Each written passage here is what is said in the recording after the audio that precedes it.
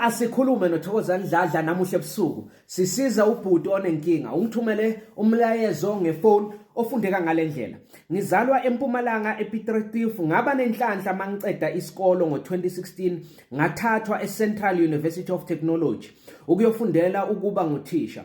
2020 ngaphothula izifundo zami kanti futhi loyo nyaka ngathola umntwana noThobile. 2021 April ngagraduate kanti futhi ifunda lishaka ibasari yami bese ingitholele isikolo lapho ngizofundisa khona. Kodwa ke ngezinto zomhlaba sahlukana sinoThobile uma kuphela unyaka ka2021, kodwa bekangivumela ukuthi ngimbone umntwana noma sesihlukene. Izinto zishintshe December 2023 ngalesikhathi ngimtshela ukuthi ngishiye phasi emsebenzini wami wokuba nguthisha ngoba ngithole umfundaze wokuchubekisa izifundo zami.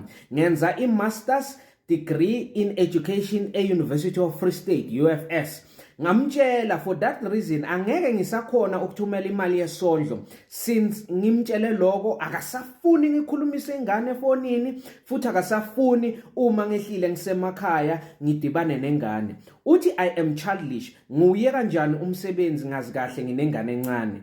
So uthi isizathu sesibili why angangivumeli ngibona ingane izoba confused ngoba yena usuyi-introduce kubaba wayo omusha owondlayo futhi osokhulile nasengcondweni.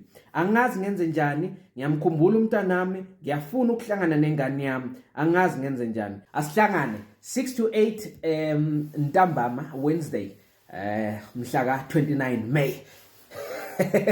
Sizoyidissecta siyidayilule sihlanganise kahle bese siyabona ukuthi simsiza njani ubhuti. Declare assets and all those people are housewives ezininzi abazazi bakukwezo processes koma HR, we understand.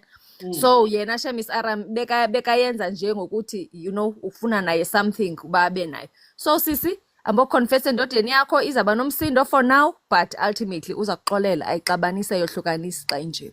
Mara vele seyinzima ngoba seyifaka bo HR manje nama potential disciplinary hearing. Should yena anike i-answer not satisfied ubaba ngenzeka la hlolo umsebenzi. So ngiyabona mina ukuthi inzima kakhulu in that fashion, yeah. But Thokozani into endiyitshoyo ke ngoku in that sense, that's why ndithi lo sisi makathi come clean, because she can actually rescue umyeni wakhe, because if lo sisi mhlambi angeke ngahamba ayokwenza even go to the length of going to the police station ayokwenza affidavit ukuba athathe irresponsibility, i-blame ayithathe fully, we understand, just to